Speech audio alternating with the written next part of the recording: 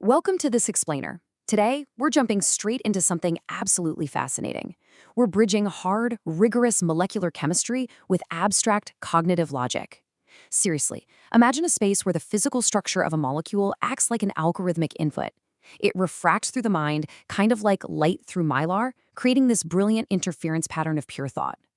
So let's just dive right into this and see how physical molecules can literally become recursive cognitive software. Now, this right here is the ultimate hook for us today. Can a system explain its own output? It's basically the Gödelian paradox, but applied directly to human consciousness. Think about it. If we feed a chemical into our biological hardware, can the resulting phenomenological experience be completely 100% explained by the chemistry itself? Or is there a residue, a leftover piece of the puzzle that logic alone just can't quite capture? This question sets up our entire descent today, from tangible chemical synthesis all the way down into the abstract depths of recursive software. Here's our compiler sequence for today. 1. The Aleph-1 carrier wave. 2. Complete chemical synthesis. 3. The Gödelian paradox. 4. The CTMS framework. And 5. Reaching higher axioms. Let's get into it. Section 1. The Aleph-1 carrier wave. Okay, our physical starting point is the actual molecular hardware synthesized by Alexander Shulgin back in the 1970s. We're talking about ALF1. This is our physical subject, and it's the inaugural compound in Shulgin's sulfur-substituted phenolphthalein series. He actually named it after the first letter of the Hebrew alphabet. Now, you might be wondering, why is this specific molecule so incredibly crucial to our framework today? Well, it's because ALF1 isn't just a chemical, it's a structural vector. It acts as a carrier wave that forces a sensory collision, deliberately creating an interference pattern right in the human mind. And examining the chemical structure brilliantly illustrates exactly how that vector operates. Take the 2,5-dimethoxy core. In our framework, this acts as the standing gate, or the scaffold. But the real magic happens at the 4 position. That is the Cipher position. By hanging a methyl thio group, that sulfur atom, on this exact position, it literally widens the gate. It smears the phase window and lets more vectors pass through. So the specific substituent you choose at this Cipher position precisely determines the angle of the cognitive collision that comes next. Section 2. Complete chemical synthesis. So how is this precise molecular hardware actually built? The complete chemical synthesis of ALF1 is this really elegant 3-step sequence. Step 1 is a Knoevenagel condensation. We take a precursor benzaldehyde and react it with nitroethane using an ammonium acetate catalyst. This is super important because the ammonium acetate provides just enough acid to facilitate dehydration and just enough base to generate the carbon ion, all without destroying those highly sensitive methoxy groups. Step 2 is the reduction. Here we use a powerful reducing agent, lithium aluminum hydride, or LAH for short, in an ether and THF solution that transforms our intermediate into a free base amine.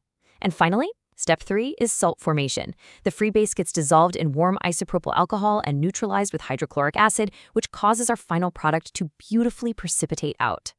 1.2 grams, that's the yield, from 2.3 grams of the precursor benzaldehyde.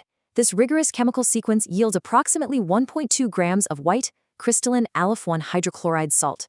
So, the physical hardware phase, completely done. We have the molecule. We have the carrier wave. Section 3. The Gödelian paradox. But here is where we hit a massive wall. We have to shift gears from the physical chemistry into the subjective phenomenological effects. Because when this hardware actually interacts with the human mind, binding affinities and receptor pharmacology, they totally fail to tell the whole story. Listen to this quote. "We are left in the paradox of right versus wrong, and is there a place where right and wrong are the same?"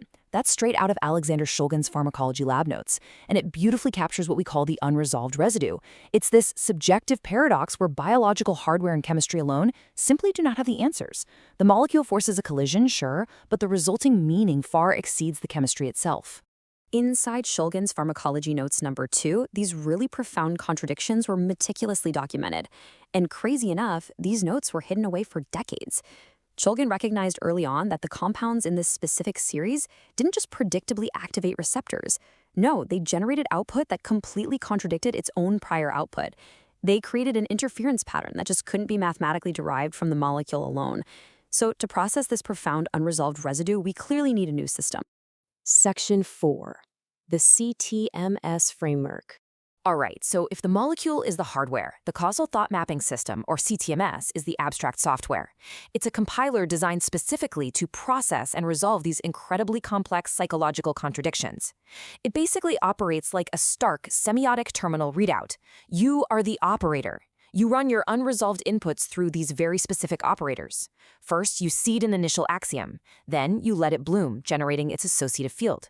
You fork at the branch points where interpretations diverge. And then, you test it.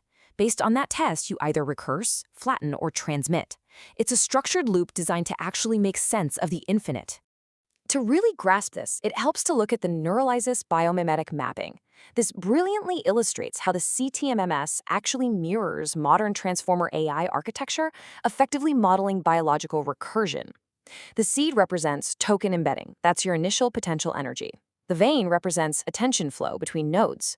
The gate is your emergence threshold. What this framework is telling us is that consciousness and meaning-making can literally be mapped as a recursive computational system. It breaks down incredibly complex narratives into layers we can actually resolve. So the crucial point in all of this is the test at the end of the loop. Can the system explain its own output? This is where our decision tree splits. If yes, you flatten. The branch is resolved, the story is complete, and the chemical does exactly what the chemistry predicts, nothing more. But if no, if there's a residue of experience that exceeds the narrative, you recurse. You take that unresolved contradiction, you feed it right back into the system as a brand new axiom, and you run the entire sequence over again. Section 5. Reaching higher axioms. So what happens when you don't flatten, but instead you continually recurse? Well, in the CTMS framework, this action is known as pressing the green test button on the Cipher processor. And remember, you are the operator here. By taking a foundational axiom, like the statement, "I am this," and repeatedly testing it, you're not just looping endlessly for no reason. You're pushing the system way out into the long tail of the distribution. You're forcing it to confront the anomalies and the paradoxes until a completely new structure emerges. And this recursion doesn't just happen in a vacuum. It happens across multiple scales simultaneously, mapping a totally unified photonic consciousness. It recurses down at the molecular level through chromophore excitation, at the cellular level via axonal waveguides, up through holographic networks, directly into your subjective phenomenological experience, and all the way out to environmental entrainment. It's basically this incredible recursive hall of mirrors, where light and information are continually feeding back into themselves at every possible scale of existence. Now, when that infinite recursion eventually stabilizes, it forms what we call the synthesis ridge. This is it. This is the ultimate destination of the CTMS loop. It is a stunning, emergent cognitive crystal, a new, profound truth built entirely by the operator. The molecule didn't build it. The original axiom didn't build it. It is a brand new coherence, forged purely by holding conflicting vectors in suspension until they yield something far, far greater than the sum of their parts. Which leaves us with this final, incredibly provocative thought to ponder today. We've seen how chemical hardware and cognitive software can merge to build a synthesis ridge. But honestly, this framework isn't just theory. So I'll ask you, what happens when you apply the green test button to your own life? When you take your own unresolved residues, your own paradoxes, and you flat out refuse to just flatten them away? What cognitive crystals are waiting for you to construct them? Thank you so much for exploring this deeply fascinating intersection of chemistry and recursion with me today. See you next time.